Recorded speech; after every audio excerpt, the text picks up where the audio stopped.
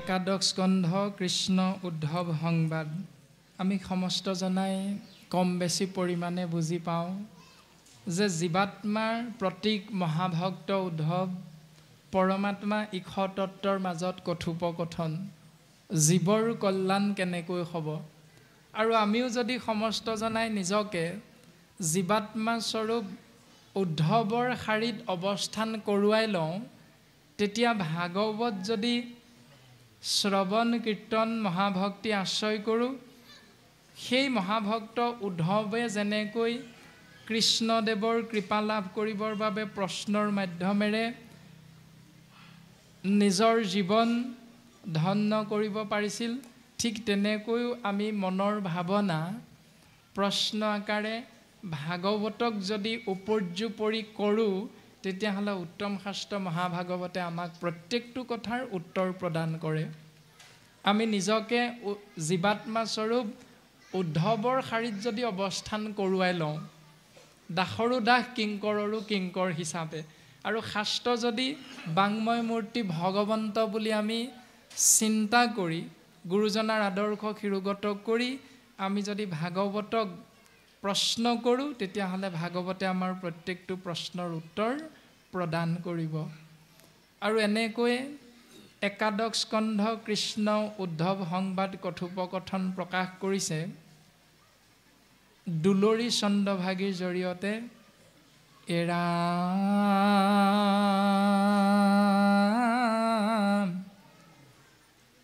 নিগদতি শোক কথাৱনন্তৰে শুনা নৃপ পৰীক্ষিত পৰম ভকত উদ্ধৱে বুজিলা কৃষ্ণৰ সবে ইংগিত ৰাম দেখি বিমংগল আকলিলা মনে মাধৱৰ ভক্তি কাজ কুল সংহৰিবা বৈকুণ্ঠে চলিবা এৰিয়া দ্বাৰকা ৰাজ ৰামা কৃষ্ণ স্বামী বোলন্তে লোটক নয়নৰ পৰা পৰে শৰীৰত শোকে অগনি উধাই মনে মহামৰ্ম চৰে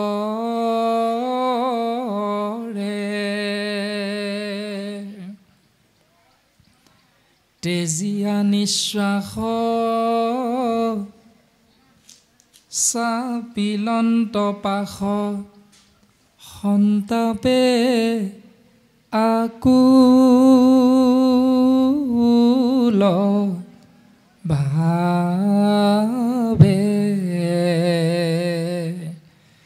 বিৰল থানত পৰি প্ৰণামিলা শিৰে পৰহিয়া পাৱে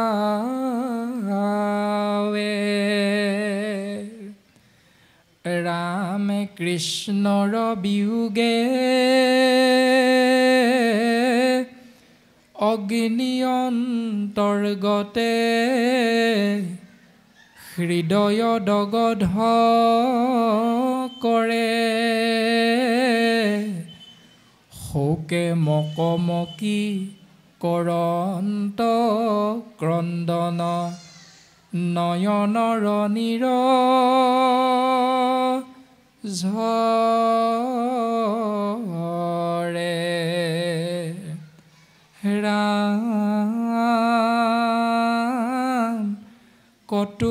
ক্ষণে আহি মুখ মুচি পাছে উঠিলা নমায়া মাথ কৰি কৃতাঞ্জলি বুলিবে লাগিলা শোকে গদ গদ মাত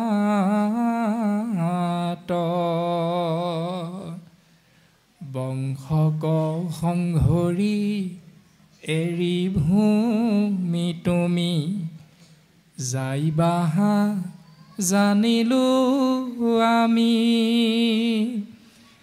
ঋষি সাপ বাপ ব্যৰ্থ নকৰিলা যিহেতু জগত স্বামী তোমাৰ চৰণ নেদেখি ক্ষণেকো থাকিবে নোৱাৰো হৰি তুমি এৰিলাত চাৰি প্ৰাণ প্ৰভু অৱশ্যেকে যাইব মৰি এৰাম তুমি তপ পুণ্য তুমি বিনে শূন্য দেখো ইটো ত্ৰিজগত কাৰ পুণ্য কৰো চৰণত ধৰো লয়ো কমুকো লগত হে ৰাম তোমাৰ চৰণ পংকজ পুজিবে কতো পুণ্যে পাইলো লাগ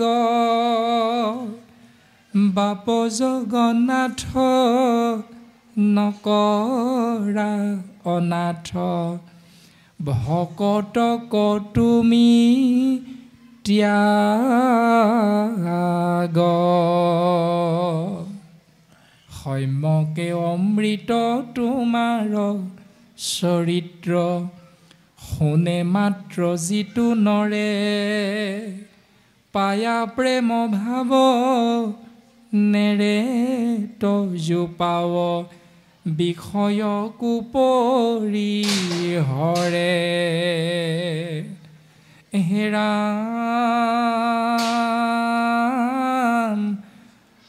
শয়নে ভোজনে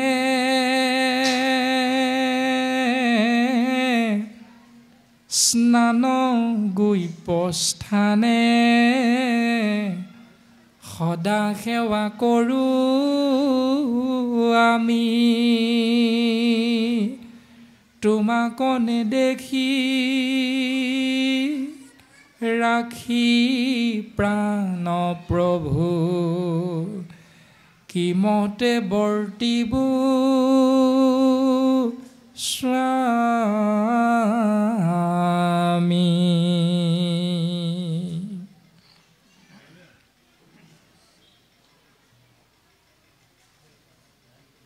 মহাভক্ত উদ্ধৱে ভগৱন্ত পুৰুষৰ চৰণ কমলত পৰি কান্দিছে, মাথোন কান্দিছে। আমি সমস্তজনাই কম বেছি পৰিমাণে বুজি পাওঁ যে মহাভাগৱত 10 ভাগী লক্ষণযুক্ত উত্তম শাস্ত্ৰ। স্বৰ্গ বিসৰ্গ স্থান পোষণ অতি মন্বন্তৰ ঈশানু কথা মুক্তি নিৰোধ আৰু আশ্ৰয় এই 10 লক্ষণযুক্ত মহাভাগৱত ইয়াত মূল 5টি প্ৰশ্নৰ সমাহাৰ হ'ল মহাভাগৱত যে জীৱৰ একান্ত কল্যাণ সাধন ক'ত। দ্বিতীয় প্ৰশ্নভাগী হ'ল সৰ্বশাস্ত্ৰৰ মূল সাৰ বস্তু কি। 3 নম্বৰ প্ৰশ্নভাগী হ'ল ভগৱন্ত পুৰুষে ধৰাধামত কিয় অৱতৰণ হয়। 4 নম্বৰ প্ৰশ্নভাগী হ'ল অৱতৰণ হৈ ভগৱন্ত পুৰুষে জীৱৰ কল্যাণ কেনেকৈ সাধন কৰে। 5 নম্বৰ প্ৰশ্নভাগী হ'ল ভগৱন্ত পুৰুষে অৱতাৰ সামৰি পুনৰ যেতিয়া স্বধাম বৈকুণ্ঠলৈ যায় ধৰ্মই কাৰ ওচৰত আশ্ৰয় গ্ৰহণ কৰে। এই 5ভাগী প্ৰশ্নই হ'ল মূল ভাগৱতৰ বিষয়বস্তু। আৰু তাকে আশ্ৰয় কৰিলে পৰীক্ষিত ৰাজাৰ প্ৰশ্ন মৃত্যুৰ প্ৰাক মুহূৰ্তত যেতি জীৱই কি আশ্ৰয় কৰাটো অতীৱ প্ৰয়োজন, কাৰ কথা শুনিব, কাক চিন্তা কৰিব, কাক ভাবিব লাগে। আৰু মহামানী শুকগুৰুৰ কৃপা লাভ কৰিলে জীৱন ধন্য হৈ গ'ল পৰীক্ষিত ৰাজাৰ। সিদ্ধান্ত দি দিলে পৰীক্ষিত ৰাজাৰ আগত মহামানী শুকগুৰুৱে বেদৰ মাৰ্গ 2টা, এই 2টা মাৰ্গত আমাক সিদ্ধান্ত দিছে প্ৰবৃত্তিঞ্চ আৰু নিবৃত্তিঞ্চ, অৰ্থাৎ প্ৰবৃত্তি মাৰ্গ আৰু নিবৃত্তি মাৰ্গ। এই প্ৰবৃত্তি মাৰ্গত আকৌ 2টি পথ একেলগে নিহিত হৈ আছে, জ্ঞান মাৰ্গ আৰু কৰ্ম মাৰ্গ। পৰীক্ষিত ৰাজাৰ আগত শুকগুৰুৱে দৰ্শন কৰালে, ৰাজন তুমি শুনাচোন, এই ৰামে জ্ঞানৰ পথত নাহিকে সহায়, কৰ্মত বিঘিনি ভয়, ভক্তিৰ পথত ঈশ্বৰ সহায়, জানিবা ৰাজা নিশ্চয়। হে ৰাজন, জ্ঞান মাৰ্গ যোগ কৰ্ম মাৰ্গ সমান প্ৰবৃত্তি পথত জীৱৰ কল্যাণ সাধন নহয়, কিন্তু ভক্তি মাৰ্গ নাম সমান নিবৃত্তি পথত ভগৱন্ত পুৰুষে জীৱক কল্যাণ সাধন কৰে, কৃপা বৰিষণ কৰে। গতিকে নাম তত্ত্ব মহাভাগৱত কথা তোমাক মই ক'ম। আৰু চূড়ান্ত সিদ্ধান্তটো দি দিলে ইয়ং ইয়ং ইয়পি, হে ৰাজন তুমি শুনাচোন, যে এই সংসাৰত জীৱই যেতিয়াই অৱতৰণ কৰি এই সংসাৰৰ পৰা পুনশ্চ শৰীৰ এৰি দেহ এৰি গুচি যাব লগা হয়, এই সমস্তখিনি জীৱন ধাৰণ কৰা সময়ৰ ভিতৰত মৃত্যুৰ সময়টো অতিকে মূল্যৱান। ইয়ং ইয়ং ইয়পি স্মৰণতে তেজতন্তে কলেবৰম, তম তমেৱতী কন্তেৱ সদা সদ্ভাৱ ভাবিত। হে অৰ্জুন, ভগৱন্ত পুৰুষে গীতা শাস্ত্ৰত প্ৰকাশ কৰিছে যে হে অৰ্জুন তুমি শুনাচোন, যে যি মুহূৰ্তত জীৱৰ মৃত্যু হ'ব সেই মৃত্যুৰ প্ৰাক মুহূৰ্তত জীৱই যাক চিন্তা কৰি এই শৰীৰ বা দেহ এৰি গুচি যাব, জীৱই পুনশ্চ কৰ্ম অনুসাৰে সেই শৰীৰত গৈ অৱস্থান কৰিব লগা হয়। প্ৰমাণ এটা দিলে ভাগৱতে ঋষভ ঈশ্বৰৰ 100জন পুত্ৰৰ ভিতৰত প্ৰথমজন পুত্ৰৰ নাম হ'ল ভৰত, আৰু সেই ভৰতৰ 3টা জন্মত মুক্তি হৈছে। ভৰতে কৰ্ম অনুসাৰে হৰিণ ৰূপী এটি শৰীৰত গৈ জন্তুৰ পশুৰ শৰীৰত গৈ জীৱ অৱস্থান কৰিব লগা হৈছে অৰ্থাৎ জড়ভৰত হৰিণ ৰূপেৰে অৱতৰণ হ'ব লগা হৈছে ভাগৱতে আমাক সিদ্ধান্ত দিছে এই কথাটোকে পৰীক্ষিত ৰাজাৰ আগত মহামানী শুকগুৰুৱে ক'লে ৰাজন তুমি শুনাচোন অন্তকালে হৰি স্মৰে যিটো ভাই গৱন্ত তাহাৰ মহিমা কহি কোনে পাৱে অন্ত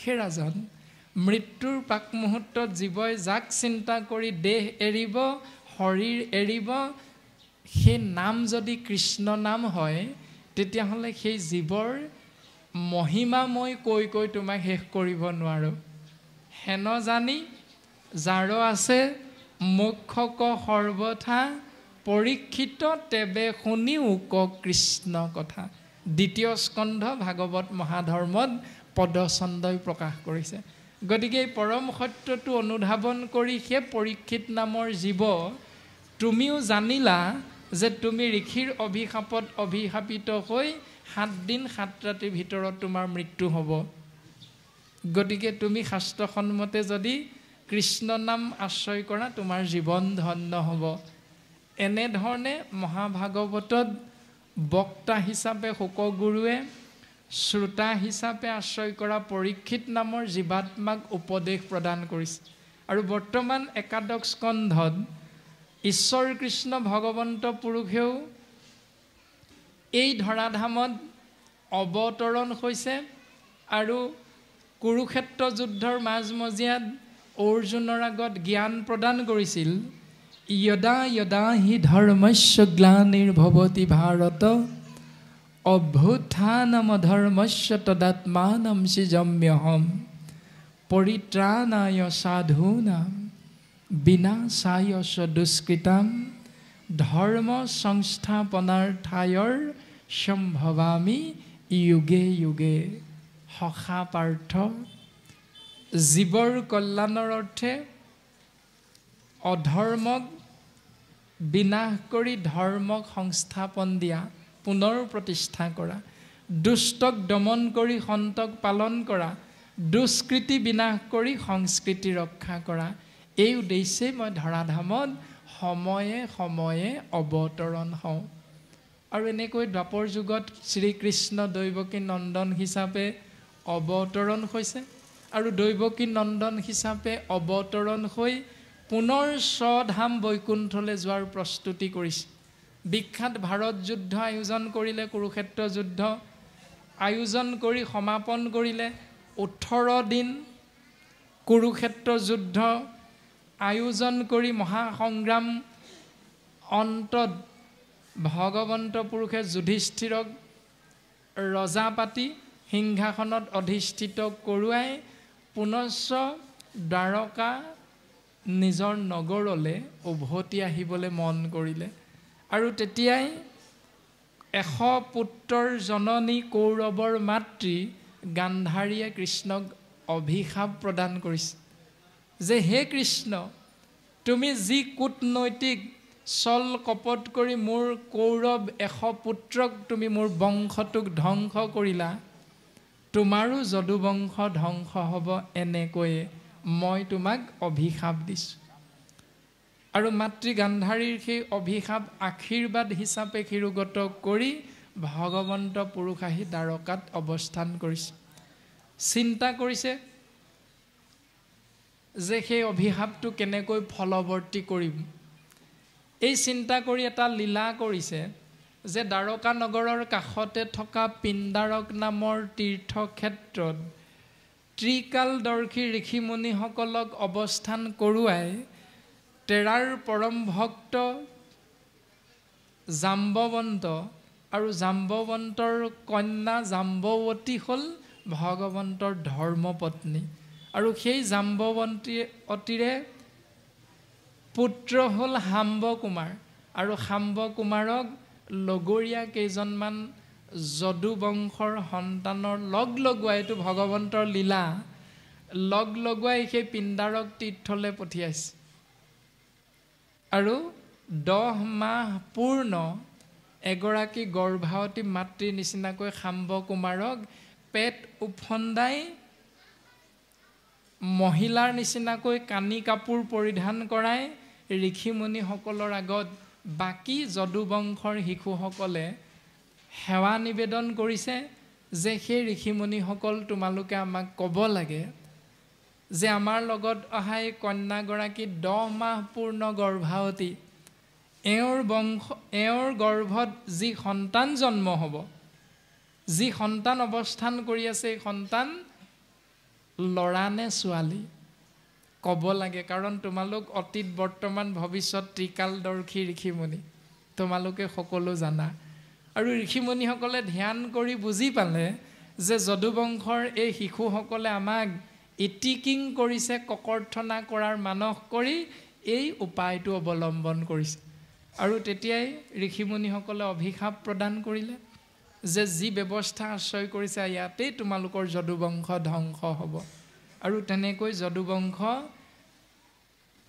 কটাকটি মৰামৰি কৰি সমস্ত যদুবংশ ধ্বংস হ'ল আৰু যদুবংশ ধ্বংস কৰা এই ব্যৱস্থাটো মহাভক্ত উদ্ধৱে দৰ্শন পাইছে আৰু বুজি পাই বৰ্তমান কৃষ্ণ উদ্ধৱ সংবাদৰ দুলৰী চন্দ্ৰভাগীৰ প্ৰথম পদে ক'লে যে সেই মহামানী শুকগুৰু তুমি সেই মহামানী পৰীক্ষিত তুমি শুনাচোন যে পৰম ভকত উদ্ধৱে এই ওপৰত কৈ অহা সকলোখিনি কথা ভগৱন্তৰে যে লীলা এইখিনি উদ্ধৱে আংশিক বুজিব পাৰিছে যে ভগৱন্তই এইখিনি কৰিছে কেৱল দুষ্টক দমন সন্তক পালন কৰি দুষ্কৃতি বিনাশ সংস্কৃতি ৰক্ষা কৰি অধৰ্মক বিনাশ কৰি ধৰ্মক পুনৰ সংস্থাপন কৰি তেওঁ পুনৰ স্বধাম বৈকুণ্ঠলৈ যাবলৈ চিন্তা কৰিছে এই কথাখিনি উদ্ধৱে বুজি পাইছে আৰু উদ্ধৱে বুজি পাই ভগৱন্তক বিচাৰি বিচাৰি অৰণ্যৰ মাজত হৰবিদ্ধ হৈ এজোপা পুলি অশ্বত্থ বৃক্ষৰ তলত শয়ন কৰি থকা অৱস্থাত মহাভক্ত উদ্ধৱে ভগৱন্তক দৰ্শন পাইছে আৰু দৰ্শন পাই ভগৱন্তৰ চৰণ কমলত পৰি উদ্ধৱে কান্দিছে মাথোন কান্দিছে যে হে প্ৰভু মই বুজি পাইছোঁ যে ঋষিৰ অভিশাপ মাতৃ গান্ধাৰীৰ অভিশাপ তুমি ব্যৰ্থ কৰি দিব পাৰিলাহেঁতেন কিন্তু তুমি যে ব্যৰ্থ নকৰিলা তুমি যে সেইবিলাক ফলৱৰ্তী কৰি দিলা তাৰ মানে তুমি ধৰাধাম এৰি তুমি স্বধাম বৈকুণ্ঠলৈ যোৱাৰ প্ৰস্তুতি কৰিছা মই অলপ অচৰপ বুজি পাইছোঁ প্ৰভু কিন্তু তুমি যদি মোক এৰি যোৱা মই কেনেকৈ সংসাৰত থাকিম কাৰণ তুমি তপ তুমি পুণ্য তুমি বিনে এই ত্ৰিজগত মোৰ বাবে শূন্য প্ৰভু গতিকে তুমি মোক কৃপা কৰা তোমাৰ চৰণত মই কাকুতি কাৰ্পণ্য কৰি সেৱা নিবেদন কৰিছোঁ যে তোমাৰ চৰণ মই কত জন্ম পুণ্যৰ ফলত ভাগ্যৰ বলত সেৱা কৰিবলৈ সৌভাগ্যৱন্ত হৈছিলোঁ সেই প্ৰভু তুমি মোক এৰি থৈ নাযাবা তুমি মোকো তোমাৰ লগতে লৈ যোৱা কিয়নো শয়ন ভোজন স্নান গৈপ্যস্থান প্ৰত্যেক স্থানতে প্ৰত্যেক মুহূৰ্ততে মই জীৱাত্মা স্বৰূপ উদ্ধৱে কেৱল তোমাৰ কথাই চিন্তা কৰিছোঁ প্ৰভু তথাপিতো তুমি মোক এৰি থৈ যাব বিচাৰিছা এয়া তোমাৰ কেনে বিচাৰ প্ৰভু তাৰমানে আমাক সিদ্ধান্তটো দি দিছে যে সেই জীৱ কোনে কাক দেৱ দুখ কোনে কাক দেৱ সুখ কোনে কৰি আছে অধিকাৰ যত দেখা চৰাচৰ কে শুনোহে স্বতন্ত্ৰৰ ফলদাতা সবাৰো ঈশ্বৰ মহাভক্ত উদ্ধৱৰো দুখ হৈছে ভগৱন্তই এৰি থৈ যাব বিচাৰিছে তেনে ক্ষেত্ৰত কলিযুগত এই মায়াময় সংসাৰত আপুনি মই মনুষ্য আহিছিলা একেচৰে পাছে ভৈলা বাৰী ঘৰ সংগে একৰ ৰতিও নাযায়। আমি জন্ম হওঁতেও এই সংসাৰলৈ আহোঁতেও অকলে আহিছোঁ, যাবগৈ লাগিব অকলে, কিন্তু মাজত এইবিলাক পালোঁ। মোৰ পত্নী, মোৰ ল'ৰা, মোৰ ছোৱালী, মোৰ মাটি, মোৰ বাৰী, মোৰ গাড়ী, মোৰ ধন, মোৰ সম্পত্তি, ঐশ্বৰ্য বিভূতি এইবিলাক মাজতহে পালোঁ। যাওঁতেও এইবিলাক সকলো এৰি আমি অকলেই যাব লাগিব। এই পৰম সত্যটো অনুভৱ কৰিবৰ বাবে মহাভক্ত উদ্ধৱক কোৱাৰ চলেৰে ভগৱন্ত পুৰুষে কৃপালু শ্ৰীমন্ত শংকৰদেৱ গুৰুজনাই আমি সমস্ত জীৱৰ প্ৰতি উপদেশ প্ৰদান কৰিছে যে চোৱা মহাভক্ত উদ্ধৱৰো দুখ হৈছে, তেনে ক্ষেত্ৰত তোমালোকৰ বা আমাৰ যে দুখ নহ'ব এইটো আমি ভাবিব নালাগে, আমাৰো দুখ হ'ব, কিন্তু এই দুখে যাতে আমাক ক্ৰিয়া কৰিব নোৱাৰে সেইকাৰণে প্ৰত্যেক মুহূৰ্ততে ৰাম কৃষ্ণ নাম অভেদ কবচ সদায় যিটো পিন্ধয়, তিনি গুণময় অস্তৰ প্ৰহাৰে তাক আৰ নিবিন্ধয় বুলি কৈছে। সেইকাৰণে সেই জীৱ ৰাম নাম, কৃষ্ণ নাম, হৰি নাম, বিষ্ণু নাম আশ্ৰয় কৰা, জীৱন ধন্য কৰা, এনেধৰণে সিদ্ধান্ত দিছোঁ। ৰাম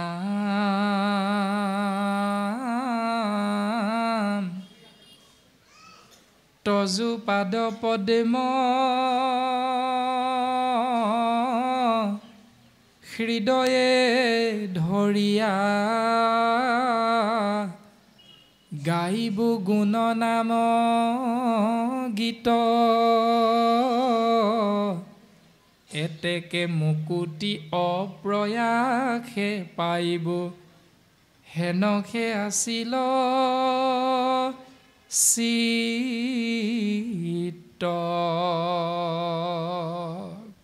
হে প্ৰভু, তোমাৰ চৰণ কমল হৃদয়ত ধৰি তোমাৰ এই নিৰ্গুণ নাম গুঞ্জক আশ্ৰয় কৰি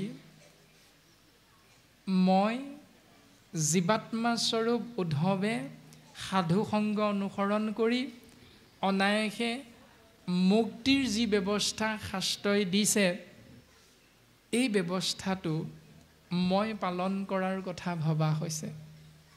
এইখিনি আমি মাত্ৰ আপোনাসৱৰ চৰণ কমলত সংযোজন কৰি দিয়া হৈছে, তেতিয়ালৈকে উদ্ধৱৰ সেইটো ভাৱনা বা সেইটো জ্ঞান হোৱা নাই। কিন্তু বৰ্তমান পদে আমাক এইটো পথেৰে আগবাঢ়িবৰ বাবে উপদেশ প্ৰদান কৰিছে। এই ৰাম হে প্ৰাণনাথ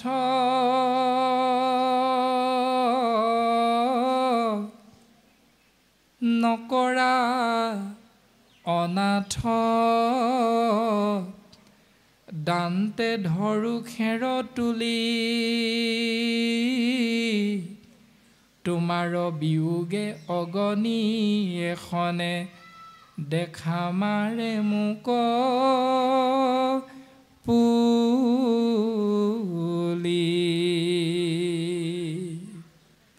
এহি বুলি সন্ত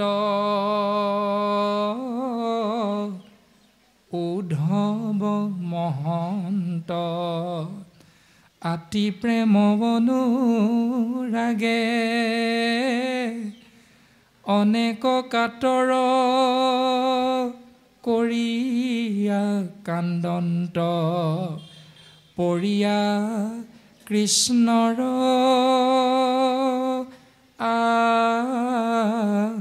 আগে। এহি বুলি পাৱে পৰিয়া কান্দন্ত, অনেক কাৰুণ্য ভাৱে, দশো দিশে দুখে দেখন্ত আন্ধাৰ, চেতন নাহিকে গাৱে।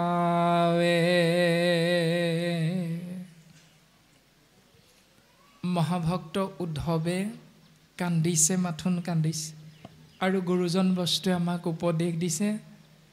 এই ৰাম শুনা নৰলোক মহন্তৰ শোক দেখা দুখকে ন মত ধন জন যত জীৱন যৌৱন জানা সবে শাশ্বত পুত্ৰ পৰিবাৰ সকলে অসাৰ তাতে কনাটক মায়া ক্ষণেকে থাকিয়া ক্ষণেকে অন্তৰে সৈমকে মেঘৰ ছায়া হে ৰাম ৰাম দেৱে তীৰ্থে যাক তাৰিবে নোৱাৰে পাতে কত গইলা তল হৰি নামে পাইলে তেখনে উদ্ধাৰে দেখা ভকতিৰ বল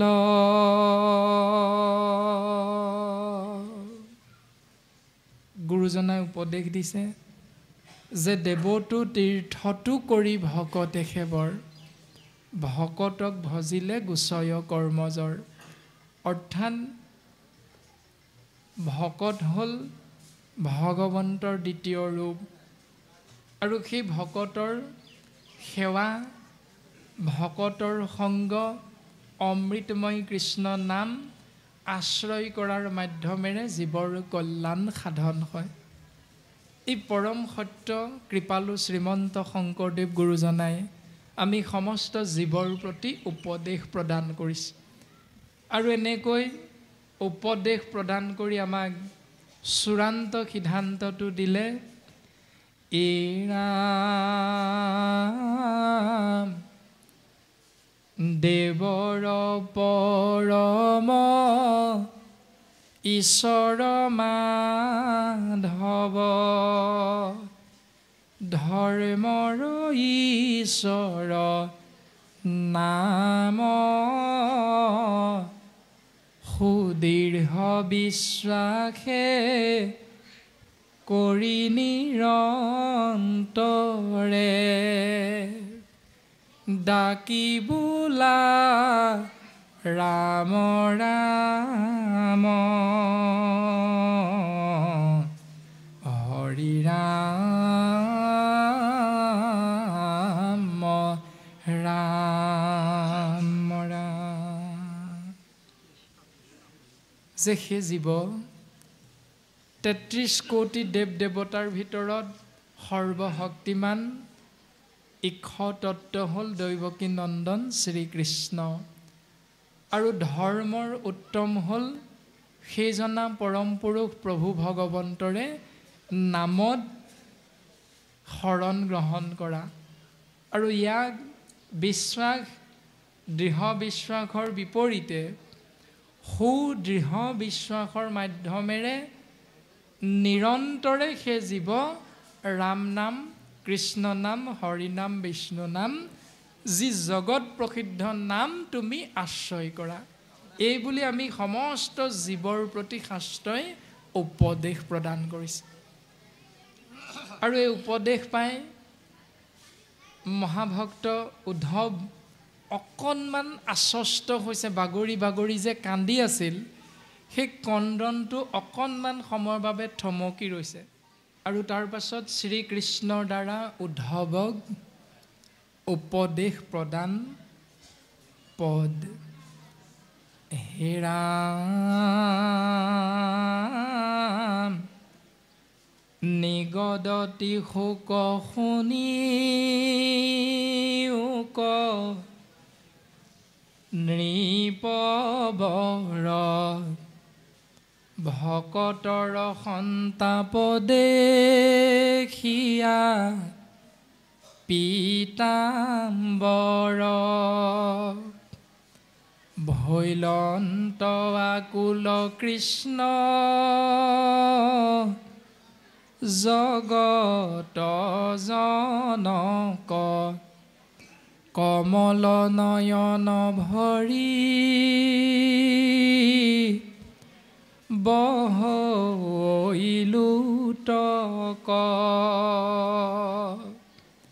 সেই ৰাজন পৰীক্ষিত তুমি শুনাচোন, এই যে মহাভক্ত উদ্ধৱে দুখ কৰিছে, সেই দুখত স্বয়ং সৰ্বশক্তিমান পৰম ব্ৰহ্ম পৰম পুৰুষ ঈশ্বৰ কৃষ্ণও শোকত ম্ৰিয়মান হৈ গৈছে।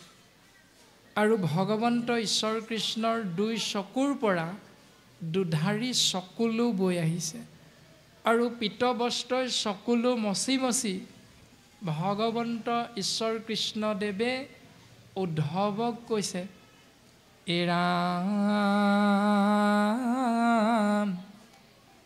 পীতবস্ত্ৰে মুচি মুখ তেজিয়া নিশ্বাস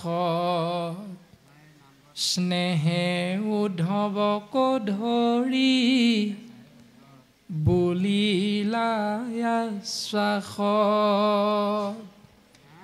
তেজি চিন্তা চিত্ত থিৰ কৰা মহাশয় তজু দুখ দেখি মোৰ নহহে হৃদয়।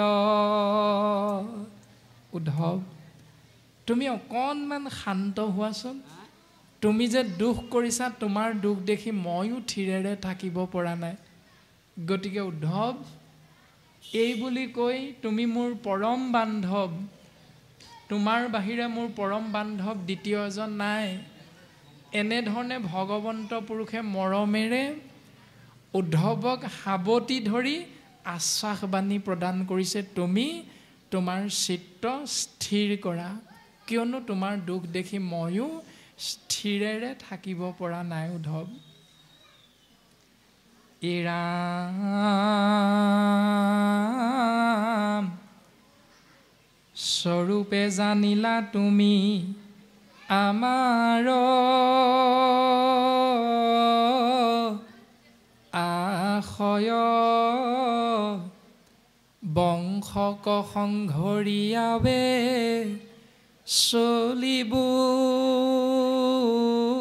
নিশ্চয়। এই ৰামে সাধিলো উদ্ধৱ দেৱতাৰ কাজ নথাকিব ইঠাইত তোহমাত কিবা বাজ। উদ্ধৱ, তুমিতো দেখিলা ইতিমধ্যে গোটেই যদুবংশ মই ধ্বংস কৰিলোঁ, কেৱল তোমাকহে ৰাখিলোঁ। তুমিতো ভাবিব লাগে উদ্ধৱ, গোটেই যদুবংশ ধ্বংস কৰিলোঁ, তোমাকতো মই ধ্বংস নকৰিলোঁ। তুমিতো এইটো ভাবিব লাগে যে ভগৱন্ত পুৰুষে মোকনো কিয় ৰাখিলে। তুমি এইটো নাভাবি কিয় দুখ কৰিছা উদ্ধৱ? তুমি শুনাচোন, এই ৰামে দ্বাৰকা নগৰ সাগৰত যাইবে তল মই গৈলে লোকত মিলিবে বিমংগল। তুমি যে কৈ আছা তোমাক মোৰ লগত মই লৈ যাব লাগে, কিন্তু মই অকলে কিয় যাব বিচাৰিছোঁ তোমাক কওঁ শুনা। মই গুচি গ'লে দ্বাৰকা নগৰখন সাগৰত তল যাব, জীৱৰ মাজত অমংগল হ'ব। কিয় জানানে? কাৰণ মই গুচি গ'লে কলি ৰাজত্বৰ সময় হ'ব, কলিয়ে ইয়াত আধিপত্য বিস্তাৰ কৰিব। সেইকাৰণে কলিৰ প্ৰভাৱত জীৱবিলাক পিৰিবে দুৰ্জন কলি গুচিবে আচাৰ শুইবে অধৰ মটৰতি যতে ক প্ৰজাৰ।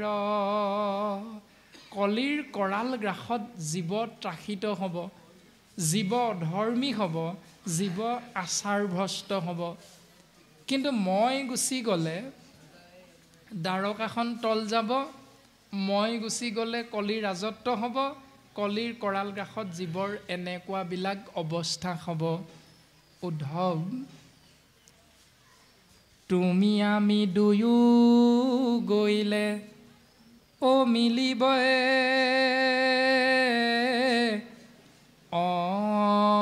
অনৰ্থ লুপ্ত হৈব জ্ঞান ইটো ভকতিৰ পথ। তোমাক যদি মই মোৰ লগত লৈ গুচি যাওঁ, অৰ্থাৎ তুমি জীৱাত্মা মহাভক্ত উদ্ধৱ, মই পৰমাত্মাৰ লগত যদি লৈ গুচি যাওঁ, তেতিয়াহ'লে সাংঘাতিক অনৰ্থ হ'ব উদ্ধৱ। এই সাংঘাতিক অনৰ্থ কি? যি নাম তত্ত্ব মহাধৰ্ম আশ্ৰয় কৰিলে জীৱৰ কল্যাণ সাধন হ'ব, এই মহাকল্যাণ সাধিত হোৱা মোৰ নিৰ্গুণ নাম মহাধৰ্ম জীৱৰ মাজত নাইকিয়া হৈ থাকিব উদ্ধৱ। আৰু সেইকাৰণে জীৱৰ কল্যাণ সাধনৰ অৰ্থে মোৰ নিৰ্গুণ নাম শ্ৰৱণ কীৰ্তন মহাভক্তি প্ৰচাৰ কৰি জীৱক কল্যাণ সাধন কৰিবৰ বাবে তুমি ইয়াত থাকিব লাগিব। গতিকে উদ্ধৱ, অধৰ্মে পিৰিবে যাইবে লোকয় ধুগতি ভকতিক ৰাখি তুমি থাকিও সম্প্ৰতি। বৰ্তমান তুমি ইয়াত থাকা কিয়? তোমাৰ দায়িত্ব আছে।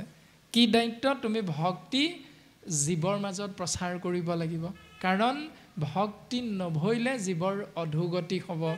সেইকাৰণে উদ্ধৱ, মহুৰ বচন ইটো নচাৰিবা তুমি শ্ৰৱণ কীৰ্তন প্ৰৱৰ্তায়া থাকা তুমি।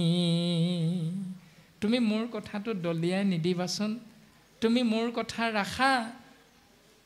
এই সংসাৰত তুমি মোৰ নিৰ্গুণ নাম শ্ৰৱণ কীৰ্তন মহাভক্তি জীৱৰ কল্যাণৰ অৰ্থে প্ৰচাৰ কৰা, প্ৰৱৰ্তন কৰা।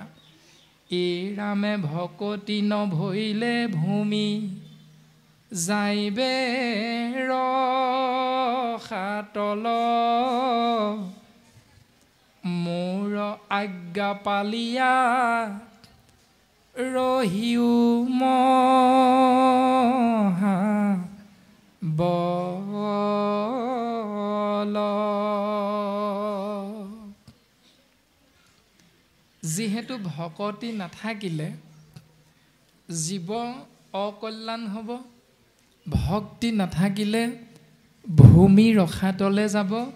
সেইকাৰণে উদ্ধৱ, মই তোমাক আজ্ঞা কৰিছোঁ, তুমি ভক্তি ৰক্ষা কৰি জীৱৰ কল্যাণ সাধন হোৱাকৈ, বসুমতীৰ কল্যাণ সাধন হোৱাকৈ তুমি মোৰ নিৰ্গুণ নাম শ্ৰৱণ কীৰ্তন মহাভক্তি এই ধৰাধামত জীৱৰ মাজত প্ৰচাৰ আৰু প্ৰসাৰ কৰি থাকা, অৰ্থাৎ প্ৰৱৰ্তন কৰি থাকা। কিন্তু উদ্ধৱ, এই কথাটো তুমি মন কৰিবা, কিন্তু নথাকিবা কহিলো প্ৰকতি মুত চিত্ত দিয়া ফুৰা পৃথিৱী পৰ্যতি। উদ্ধৱ তুমি কিন্তু ইয়াত নাথাকিবা। ক'ত? দ্বাৰকাত। কিয়?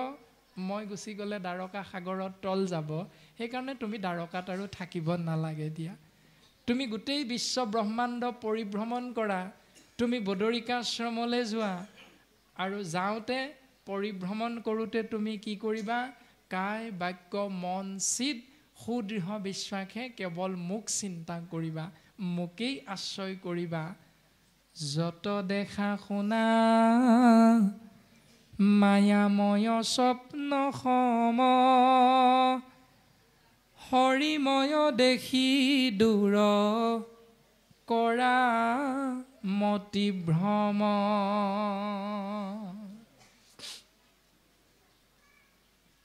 উদ্ধৱ তুমি যি দেখিবা চকুৰে, তুমি যি শুনিবা কাণেৰে, এই সকলোখিনি একোটা মায়াময় সপোন। ইয়াৰ পৰা অৰ্থাৎ এই মায়াৰ পৰা তুমি যদি পৰিত্ৰাণ পাব ইচ্ছা কৰা, নিজেও আৰু অন্য জীৱয়ো, তেতিয়াহ'লে সমস্তকে হৰিময় দৰ্শন কৰিবৰ বাবে তুমি চিন্তা কৰিবা। আৰু হৰিময় দৰ্শন কৰাৰ একমাত্ৰ উপায়টো হ'ল তুমি কেৱল মোৰ কথা চিন্তা কৰা। তেতিয়াই তুমি সমস্ত আত্মাৰ ৰাম দৰ্শন পাবা, আৰু বাকী সমস্ত জীৱকো তুমি এই উপদেশ প্ৰদান কৰিবা, আৰু এই মহা মতি ভ্ৰমৰ পৰা জীৱই তেতিয়াই পৰিত্ৰাণ পাই মোৰ কৃপা লাভ কৰিব পাৰিব। গতিকে তোমাক মই মহান দায়িত্ব দিছোঁ উদ্ধৱ, তুমি মোৰ লগত যাওঁ যাওঁ কৰি নাথাকিবা। ৰাম ভকতি পৰম পন্থ, দিলো পৰিছেদ নাহিকে উত্তম গতি, ভকতি তপৰে নিষ্ঠে কহোঁ ভকতিহে, মোকো বৈশ্য কৰে। উদ্ধৱ জ্ঞান মাৰ্গ, কৰ্ম মাৰ্গ, ভকতি মাৰ্গ, এই তিনিটাৰ ভিতৰত ভকতি মাৰ্গটোৱে হ'ল জীৱৰ কল্যাণ সাধন হোৱা শ্ৰেষ্ঠতম মাৰ্গ। গতিকে তোমাক মই এই কথাখিনি তিনিটি পথৰ ভিতৰত উত্তম পথটো ভকতিৰ লগত তোমাক মই পৰিচয় কৰাই দিছোঁ বৰ্তমান। গতিকে ভক্তিৰ বাহিৰে জীৱৰ উত্তম গতি দ্বিতীয় এটা নাই, কিয়নো মই ভক্তিৰ লগতহে যোগ হৈ থাকোঁ। এই যে আমি সৰ্বপ্ৰথম কোৱা হৈছিল মাধৱ গুৰুজনাৰ এজোকা পদ, এজোকা ঘোষা, ভগৱন্ত ভক্তি যুক্ত। এতিয়া ভগৱন্ত যিহেতু ভক্তিৰ লগত যোগ হৈ আছে, তেতিয়াহ'লে আমি কায় মানে শৰীৰ, বাক্য, মন, চিত্ত, এই চাৰিওটাৰ লগত ভক্তি অৰ্থাৎ কৃষ্ণ নাম যোগ কৰাটো হ'ল শাস্ত্ৰসন্মত। যদি এই চাৰিওটাৰ পৰা ভক্তিক বিয়োগ কৰি থৈছোঁ, তেতিয়াহ'লে এইটো শাস্ত্ৰসন্মত নহয়, তেতিয়া জীৱৰ অকল্যাণ। যদি ভক্তিক যোগ কৰি থৈছোঁ, তেতিয়াহ'লে জীৱৰ কল্যাণ। অৰ্থাৎ আমাৰ মনটোৰ কথা কৈছে দুৰাচাৰ মন। এই দুৰাচাৰ মনটোক ৰাম বুলি ক'বলৈ কৈছে। দুৰাচাৰ মন মূৰ ৰাম হৰি বোল, ৰাম হৰি বোল মন ৰাম হৰি বোল। এতিয়া মনটোক ৰাম নাম আশ্ৰয় কৰাৰ বিপৰীতে যদি বেলেগ চিন্তাবিলাক কৰি থাকোঁ, বোলে কালিলৈ ধন ক'ত পাম, আৰু ধন পাইছোঁ আৰু অলপ হোৱা হ'লে, আদি বিষয় বাসনাৰ প্ৰতি যদি মনটোক আগবঢ়াই দি কৃষ্ণ নামলৈ পিঠি দিছোঁ, তেতিয়াহ'লে ভক্তি মনৰ পৰা বিয়োগ হৈ আছে। দ্বিতীয়তে এই শৰীৰটো পায়ো চূড়ান্ত সিদ্ধান্ত দিছে, মনুষ্য শৰীৰ পাই হৰি নভজিলা, অৱশ্যে শুইবা ভাই তৰু তৃণশিলা। মনুষ্য শৰীৰটো উত্তম পাত্ৰটো পাই কৃষ্ণ নাম আশ্ৰয় নকৰিলোঁ, পাছৰ জন্মত শিল এটা হৈ জন্ম হ'ব লাগিব, পাছৰ জন্মত গছ এজোপা হৈ জন্ম হ'ব লাগিব, পাছৰ জন্মত লতা এডাল হৈ জন্ম হ'ব লাগিব। এইটো জানো আমি বিচাৰিছোঁ? কোনেও নাই বিচৰা। সেইকাৰণে মনুষ্য শৰীৰটো পাই আমাক সিদ্ধান্ত দিলে কেৱল কৃষ্ণ কথা আশ্ৰয় কৰা। তাৰ পাছত মুখ এখন পালোঁ, মুখ এখন পাই বাক্যত আমি কৃষ্ণ নাম আশ্ৰয় কৰিবলৈ কৈছে। যিটো বাক্যে নাই নাম কৃষ্ণৰ চৰিত্ৰ, উচিষ্ট গৰ্তটো কৰি সিহি অপবিত্ৰ। যিবিলাক বাক্য মুখেৰে উচ্চাৰণ কৰোঁ, ৰাতিপুৱা বিচনাৰ পৰা শুই উঠাৰ লগে লগে ৰাতি পুনৰ 10 মান বজাত বিচনাখনত পৰাৰ সময়লৈকে কিমান মানুহ লগ পাওঁ এজনে অন্যজন। সেই সকলৰ লগত যিটো আলোচনা কৰি থাকোঁ, সেই আলোচনা কৰোঁতে যিবিলাক বাক্য মুখেৰে ওলায়, সেই বাক্যবিলাকত কৃষ্ণ নাম আছেনে নাই? যদি নাই, প্ৰত্যেকটো বাক্য উচিষ্ট গৰ্ততকৈও অপবিত্ৰ বুলি কৈছে। অপবিত্ৰ মানে লেতেৰা, উচিষ্ট মানে এৰেহা, গৰ্ত মানে গাঁত, অৰ্থাৎ চোৱা পাতনি বুলি কৈছে। মানে চোৱা পাতনিতকৈও লেতেৰা বাক্যবিলাক। যিজনে সেইবিলাক বাক্য কৈ বেছি ভাল পাওঁ, মানুহজন কিমান লেতেৰা। আমাক এজন বাপে প্ৰকাশ কৰিছে যে কৰ্ম জ্ঞান নহ'লে ভক্তিলে পোনে পোনে আগবাঢ়ি যাব পৰা হ'বনে নহ'ব। অকণমান পাছত পদবন্ধই ক'ব, আমি সেইকাৰণে কথাখিনি এতিয়াই ক'বলৈ বিচৰা নাছিলোঁ।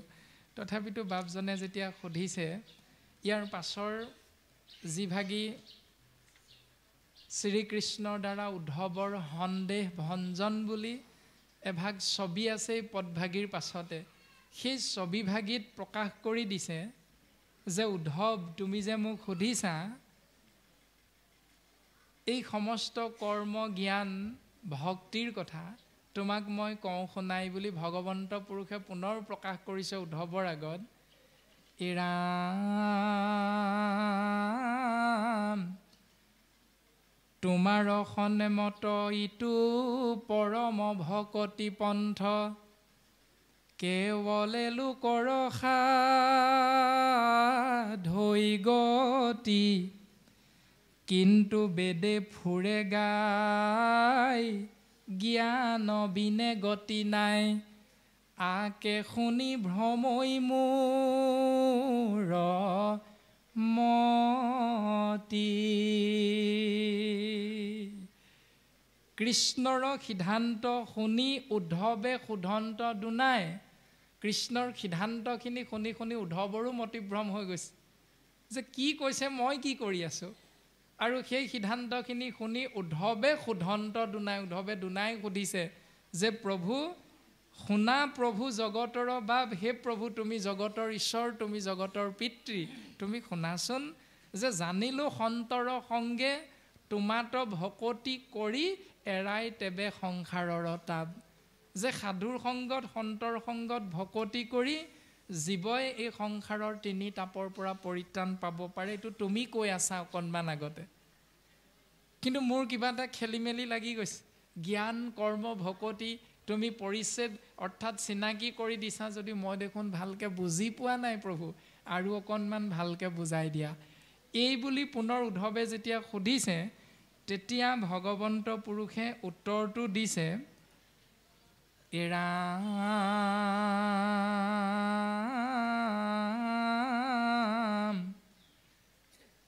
বুলন্ত মধুৰ বাণী, তাপতে যা মহামানী, তুমি মহা সুহৃদয়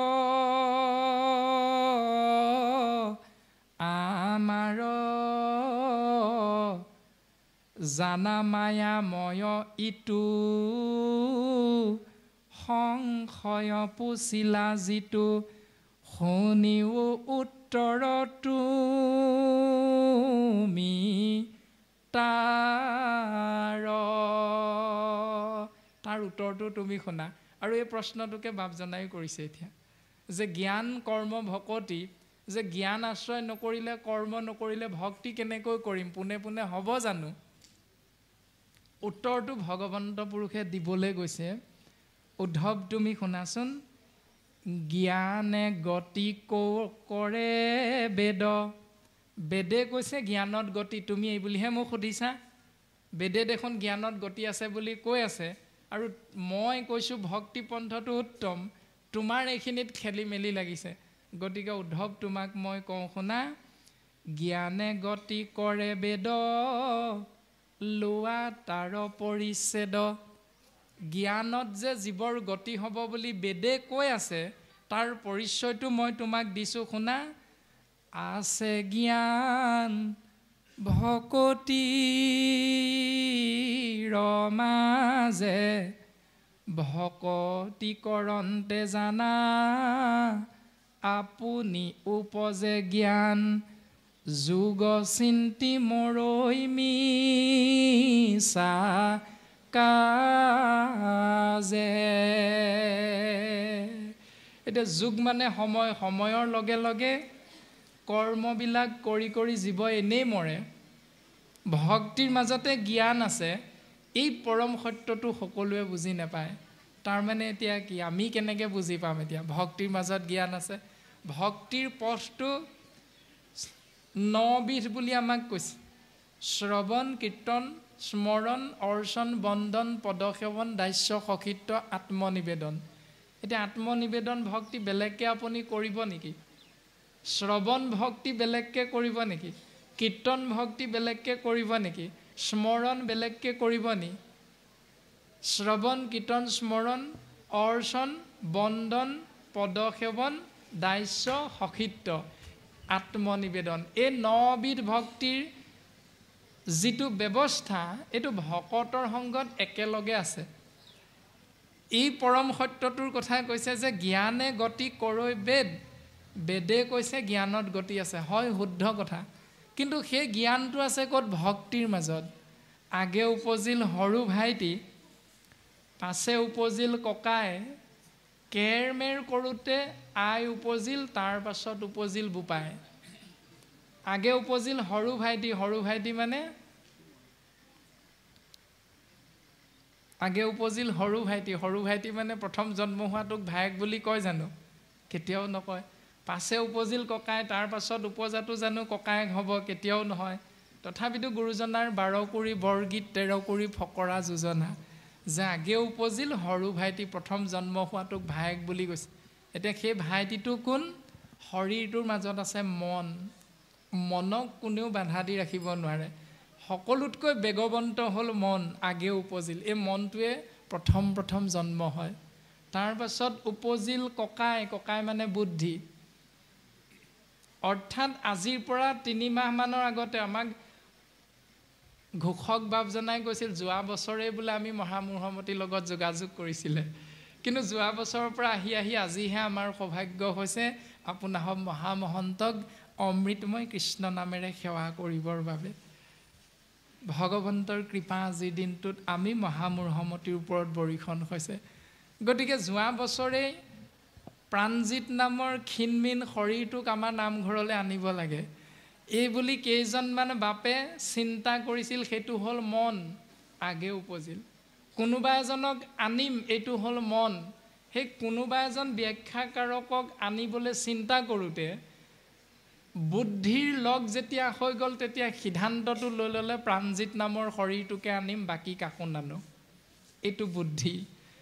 বুদ্ধি যেতিয়া লগ হ'ল, লগ হোৱাৰ পাছত আমাৰ লগত ফোন যোগে যোগাযোগ হৈ নিৰ্দিষ্ট আজিৰ তাৰিখটো কটা চিঙা কৰা হৈ গ'ল। ধুনীয়াকৈ কাৰ্যসূচী ছপা কৰা হ'ল, বেনাৰ বনোৱা হ'ল। আজিৰ দিনটোত নামঘৰত দিনৰ 10 বজাৰ পৰা আমি কৃষ্ণ নাম আশ্ৰয় কৰিম। তাৰ পাছত বুদ্ধিৰ পাছত কেৰমেৰ কৰোঁতে আই উপজিল। তাৰমানে আজিৰ দিনটো যদিও তেতিয়াই সিদ্ধান্ত ল'লোঁ, আজি 4 মাহৰ আগতে, কিন্তু সকলোৱে আমি এই স্থানলৈ আহিবৰ বাবে বুদ্ধিক আমি মনৰ লগত যোগ কৰা নাছিলোঁ। এই বতৰটো দেখোন এইকেইদিন বৰ ডাৱৰীয়া হৈ আছে, যাম নে নেযাম চিন্তা এটা কৰিব লাগিব। যদি বতৰটো ভাল কৰে তেতিয়াহ'লে নিশ্চয় চেষ্টা এটা কৰি চাম। এইখিনিলৈকে মনেই হৈ আছে, বুদ্ধি যোগ হোৱা নাই তেতিয়ালৈকে। তাৰপাছত যেতিয়া কোনোবা এজনে মাত এটা মাতি দিলে, বোলে হেৰা শইকীয়া, কেলে আজি নামঘৰত ভাগৱত অনুষ্ঠান কৃষ্ণ নাম এৰা মই পাহৰিয়া আছিলোঁ, যাম নেযাম ভাবি আছিলোঁ, তুমিও আহি বৰ উপযুক্ত সময়ত মাতষাৰ দি দিছা, ৰবা দুয়ো একেলগে যাম। এই বুলি বুদ্ধিক যোগ কৰি খাটাং সিদ্ধান্তটো লৈ দিলোঁ। আমি নামঘৰত আহি উপস্থিত হ'লোঁ। নামঘৰত আহি উপস্থিত হৈ চাহ খালোঁ, তামোল খালোঁ, মিঠৈ খালোঁ, আদিকে ধৰি জা জলপান খালোঁ। তাৰপাছত কেৰমেৰ এনেধৰণে ইটো সিটো কৰি থাকোঁতেই ঘোষক বাপজনাই মাইক্ৰফোনটো লৈ ঘোষণা কৰি দিলে, নামষাৰ বৈকুণ্ঠৰ পৰম মংগল নামষাৰী আমুক বাপজনাই আঁত ধৰিব লাগে, আমুক বাপজনে শৰাই সজাব লাগে আদি যেতিয়া ঘোষণা কৰি দিলে, সকলোখিনি আমি সাৱধান হৈ আসনে আসনে উপবিষ্ট হৈ দিলোঁ। তাৰমানে কেৰমেৰ কৰোঁতে আই উপজিল। ভক্তি, ভক্তিক মাতৃ বুলি কৈছে। ভক্তি মাতৃ আপোনাৰ মোৰ কাণত আহি পৰিল, কৃষ্ণ ঔ হৰি ঔ ৰাম। এই কৃষ্ণ নামটো আশ্ৰয় হৈ গ'ল, ভক্তিক লগ পাই গ'লোঁ। আৰু এই ভক্তি কৃষ্ণ নাম শ্ৰৱণ আৰু কীৰ্তন ভাগে ভাগে দায়িত্ব লৈ যে যেনেকৈ পাৰে কৰি আছে। আৰু তাৰ মাজত আমি সমস্তজনে ঘণ্টা ঘণ্টা জুৰি বহি থাকোঁতেই আপুনি মই ভাবি আছোঁ, আৰু ভাৱনাৰ বলত আমি পিতৃ কৃষ্ণ তত্ত্বক আমি হৃদয়ত উপলব্ধি কৰিব পাৰিছোঁ। জগতৰ জনক জগতৰ বাপ বুলি উদ্ধৱে কৈছে যে তুমিয়ে জগতৰ পিতৃ, জীৱৰ কল্যাণ সাধন কৰিব পৰা উৰণ বুৰণ গজন ভ্ৰমণ, চাৰিমুঠি জীৱৰ পিতৃ তুমি। কেনেকৈ গম পালোঁ? কৃষ্ণ নাম মহাভক্তি কাণত সোমাই গ'ল। সোমাই যোৱাৰ লগে লগে বুজি পালোঁ ভগৱন্তৰ নাভিৰ পৰা ব্ৰহ্মাৰ সৃষ্টি হৈছে। আমি বুজি পাই গ'লোঁ। তাৰমানে আছে জ্ঞান ভকতিৰ মাজত। এই কৃষ্ণ নাম মহাভক্তি আশ্ৰয় কৰাৰ লগে লগে আমি জ্ঞান লাভ কৰিলোঁ যে ভগৱন্ত নেদেখা কিবা এটা বস্তু নহয়, ভগৱন্ত নিৰ্গুণ নিৰাকাৰ নহয়, ভগৱন্ত সগুণ সাকাৰ। তেওঁ শৰীৰৰ নাভি কমলৰ পৰা ব্ৰহ্মাৰ সৃষ্টি হৈছে, তেওঁৰ মুখৰ পৰা ব্ৰাহ্মণৰ সৃষ্টি হৈছে, জন্ম হৈছে, তেওঁৰ শৰীৰৰ বাহু অংশৰ পৰা ক্ষত্ৰিয়ৰ জন্ম হৈছে, তেওঁৰ উৰু অংশৰ পৰা আৰু চৰণৰ পৰা ক্ৰম অনুসাৰে বৈশ্য আৰু শূদ্ৰৰ জন্ম হৈছে। তাৰমানে কি? কৃষ্ণ নাম আশ্ৰয় কৰিলোঁ, ভক্তি আশ্ৰয় কৰিলোঁ, জ্ঞান লাভ হ'ল। ব্ৰাহ্মণ, ক্ষত্ৰিয়, বৈশ্য, শূদ্ৰ চতুবৰ্ণৰ পিতৃ চাৰিজন নহয়, চতুবৰ্ণৰ চাৰিও জাতিৰ পিতৃ হ'ল এজন। এই পৰম জ্ঞানটো আমি লাভ কৰিলোঁ। এই কথাটোকে উদ্ধৱৰ আগত কৈছে, উদ্ধৱ জ্ঞানে গতি কৰৈ বেদ লৱা তাৰ পৰিছে, তোমাক মই পৰিচয় কৰাই দিছোঁ। আছে জ্ঞান ভকতিৰ মাজে, ভক্তিৰ মাজত জ্ঞান আছে। গতিকে তুমি জ্ঞান মাৰ্গ কৰ্ম মাৰ্গ পৃথকে পৃথকে কৰিবলৈ যাব নালাগে। যি ধৰণে জ্ঞান মাৰ্গ আশ্ৰয় কৰিছিল বিশ্বামিত্ৰ পৰাশৰ ঋষিমুনিসকল, তেওঁলোকে অষ্ট মাৰ্গ আশ্ৰয় কৰিছিল, অষ্ট নীতি পালন কৰিছিল। যম, নিয়ম, আসন, প্ৰাণায়াম, ধ্যান, ধাৰণা, প্ৰত্যাহাৰ, সমাধি, এই অষ্টশীল নীতি পালন কৰি পৰম ব্ৰহ্মক দুই চেলাউৰিৰ মাজত চিন্তা কৰিছিল, তপস্যা কৰিছিল, গছৰ তলত অৰণ্যৰ মাজত। মনক নিয়ম কৰিব পাৰিলেনে? নোৱাৰিলে। আহাৰ হিচাপে কি গ্ৰহণ কৰিছিল? বায়ু, গছৰ পাত, পানী। তথাপিতো তেওঁলোকে মনক নিয়ম কৰিব নোৱাৰিলে। গতিকে সেই জীৱ কলিকাল সাৱধান হোৱা। এই যাগ যজ্ঞ, পূজা পাতল, দান দক্ষিণা, শ্ৰাদ্ধ পিণ্ড, এইবিলাক হ'ল জ্ঞান মাৰ্গ আৰু কৰ্ম মাৰ্গ। এইবিলাক পৃথকে পৃথকে কৰি কৰ্মবন্ধনৰ পৰা মুক্ত হ'ব যদি বিচাৰা, এইটো শাস্ত্ৰই নাই কোৱা। বিপৰীতে ক'লে, কায় বাক্য মন কৰি নিশ্চয়ে যিজন মুকুন্দৰ চৰণত পখিল শৰণ, তাৰ ঋণ খোজা সবে গৈল সমস্তৰ, নকৰিও ঋণিয়াৰ নোহে সিটো নৰ। কৰ্মবন্ধনৰ পৰা মুক্ত হ'বলৈ জীৱই কেৱল মুকুন্দৰ চৰণত কায় বাক্য মন চিত সুদৃঢ় বিশ্বাসে শৰণাপন্ন হ'লেই ঈশ্বৰ পুৰুষে উদ্ধৱৰ আগত উপদেশ প্ৰদান কৰিলে যে সেই জ্ঞান মাৰ্গ আৰু কৰ্ম মাৰ্গ ভক্তিৰ মাধ্যমেৰে আশ্ৰয় কৰিবলৈ কৈছে। এইটো হৈ যায় বুলি সিদ্ধান্ত দিছে। আমিও এনেধৰণেহে বুজি পোৱা গৈছে যে কৰ্মৰো পুচিলা বাণী তাকো শুনা মহামানী যিটো নাম নধৰে আমাৰ। কৰ্মৰ বিষয়ে তোমাক মই কৈছোঁ শুনা, যে যিসকলে মোৰ নাম আশ্ৰয় নকৰি গ্ৰহ দুখ, কাল দুখ, দৈৱ দুখ, হৃষ্ট দুখ, ইষ্ট দুখ, জলে স্থলে জানে প্ৰবাসে আজিৰ পৰা পৰিত্ৰাণ পাবলৈ এই যে হাতত আঙুঠি এটা পিন্ধে, গড়ৰ খৰ্গ অকণমান কাটি আপোনালোকে দেখিছে নহয়, তাৰ পাছত হাতত যে কোলাৰ ৰছী এডাল পিন্ধে, আদি ধৰণে গলত যে তাবিজ এটা পিন্ধে, আদি যিবিলাক নিয়ম পালন কৰে কৃষ্ণ নাম আশ্ৰয় নকৰাকৈ বাকী দেৱ দেৱতাৰ নামেৰে যিবিলাক দিয়ে, কৰ্মৰো পুচিলা বাণী, তুমি কৰ্মৰ বিষয়ে সুধিছা, তাকো শুনা মহামানী, তাকো তোমাক মই কৈছোঁ যিটো নাম নধৰে আমাৰ।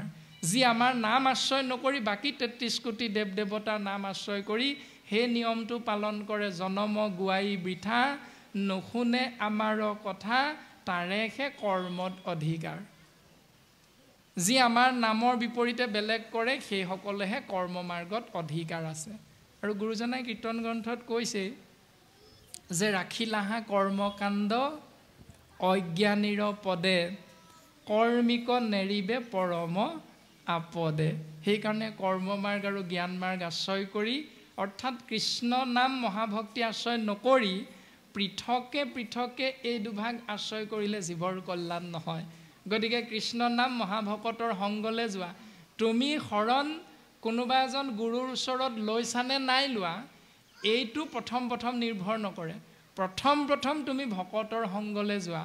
ভকতৰ সংগলৈ গৈ তুমি কথা শুনিলেখে গুচে মনৰ সংশয়, কৃষ্ণ কথাতৰ ৰতি তেৱেহে বাঢ়য়। কথা প্ৰথম শুনা। কাৰ মুখেৰে শুনিবা? মহন্তৰ মুখে কথা শুনা প্ৰথমত, তেৱেহে পুৰুষে পায় ভকতিৰ তত্ত্ব। গতিকে মহন্ত সাধু সন্ত ভকতৰ সংগত কৃষ্ণ কথা শুনা, তেতিয়া তুমি সেই জীৱ, পুৰুষ মানে জীৱই ভক্তিৰ তত্ত্বটো অনুধাৱন কৰিব পাৰিব। তাৰ পাছত লাহেকৈ শৰণ, ভজন, ভক্তি, সদাচাৰ, এইবিলাক আমাৰ যিটো সামাজিক প্ৰথাৰ নীতি নিয়ম, এইবিলাক আমি আশ্ৰয় কৰিবলৈ যৎ পৰোনাস্তি চেষ্টা কৰিম। কিন্তু শাস্ত্ৰই সৰ্বপ্ৰথম যেনেকৈ কৈছে, চূড়ান্ত সিদ্ধান্ত মহাভক্ত উদ্ধৱৰ আগত আমাৰো জ্ঞান সীমিত বাপজনাই সোধা প্ৰশ্নৰ উত্তৰ পদে আমাক এনেকৈ ক'লে, গতিকে আমিও এনেধৰণে প্ৰকাশ কৰি দিয়া হৈছে। গতিকে যি ভুল ক্ৰুটি ৰৈ গৈছে আমাক ক্ষমা দিব বুলি আমি পৰম বৈষ্ণৱ জনাৰ লগতে আপোনাৰ মহামহন্তৰ চৰণ কমলত সেৱা নিবেদন কৰা হৈছে।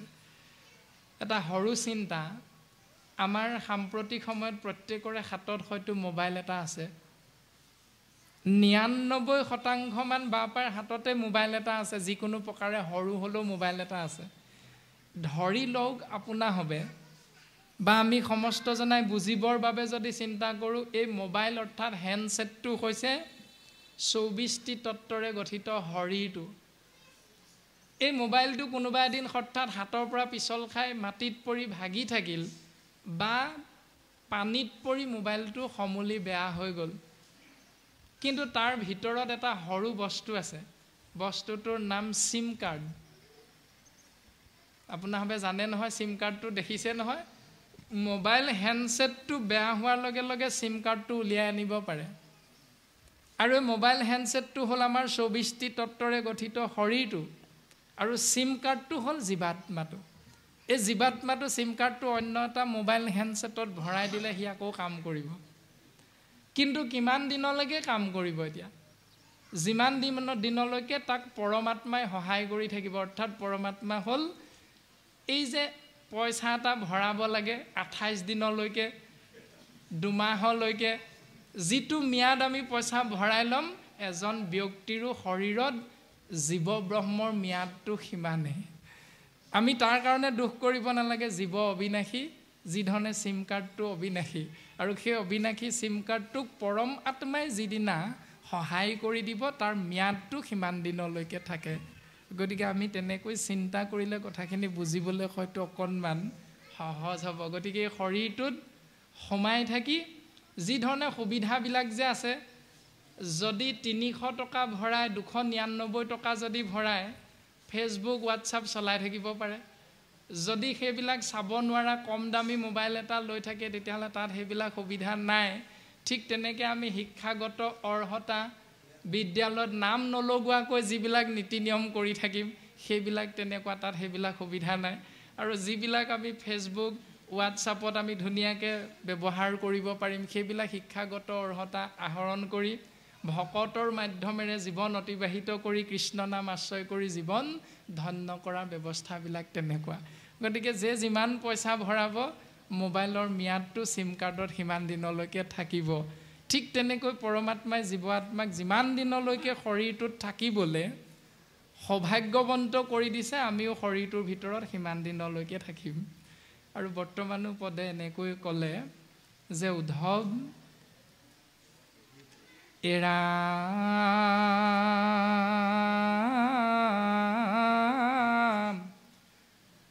ভকতিত পৰে আন নকৰিবা সখী হেন শুনি উদ্ধৱে মুচিলা দুয়ো আখি।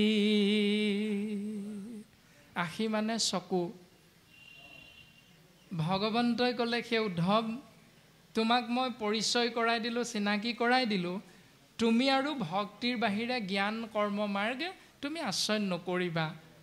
আৰু এই পৰম সত্যটো অনুধাৱন কৰি মহাভক্ত উদ্ধৱে নিজৰ চকুৰ পৰা ওলোৱা চকু পানী মচি ল'লে আৰু কান্দিবলৈ এৰিলে। কিন্তু কান্দিবলৈ এৰিলে যদিও আমাৰো হঠাৎ শিশুটিয়ে যে কান্দি থাকে, কান্দি থাকোঁতে মাক দেউতাকে ধমকি এটা দি দিলে কান্দোনটো বন্ধ হৈ যায়, কিন্তু কিবা এটা সুধিলে মাতটো কিন্তু থুকাথুকি হৈয়ে থাকে। কান্দিবলৈ এৰিলে কিন্তু মাতটো থুকাথুকি হৈ থাকে। আৰু উদ্ধৱৰো তেনে এক অৱস্থা হৈ পদে প্ৰকাশ কৰিছে কৃষ্ণৰ চৰণ চাই তেজিলা নিশ্বাস গদ গদ বাক্যে বুলিলন্তলাখে লাখ লাখে লাখ মানে লাহে লাহে, গদ গদ মানে থুকা থুকি। ভগৱন্ত ঈশ্বৰ কৃষ্ণৰ উপদেশ পায়, আশ্বাস পায় মহাভক্ত উদ্ধৱে কান্দোনটো এৰিলে, কিন্তু থুকা থুকি মাতেৰে কৃষ্ণৰ ফালে চাই লাহে লাহে সেৱা নিবেদন কৰিছে। মনৰ ভাৱনাটো পুনৰ প্ৰকাশ কৰিছে যে হে প্ৰভু তুমি মোক কোৱাচোন, হে প্ৰাণ বন্ধু মোক বুলিও বুজাই ঋষি সমস্তৰ কিয় একমতি নাই।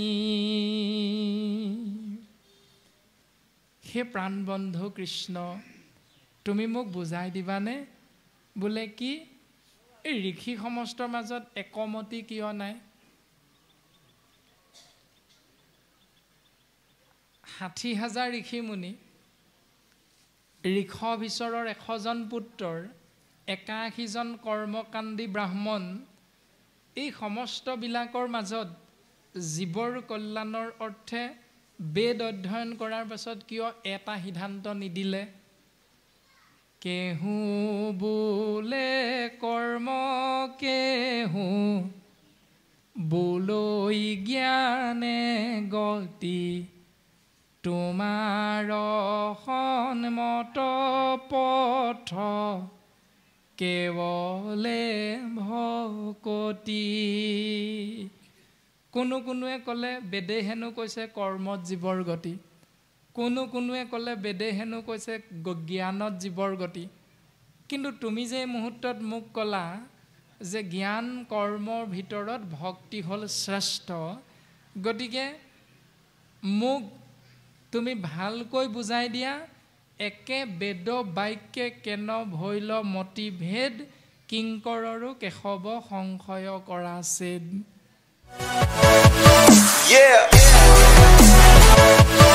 Yeah.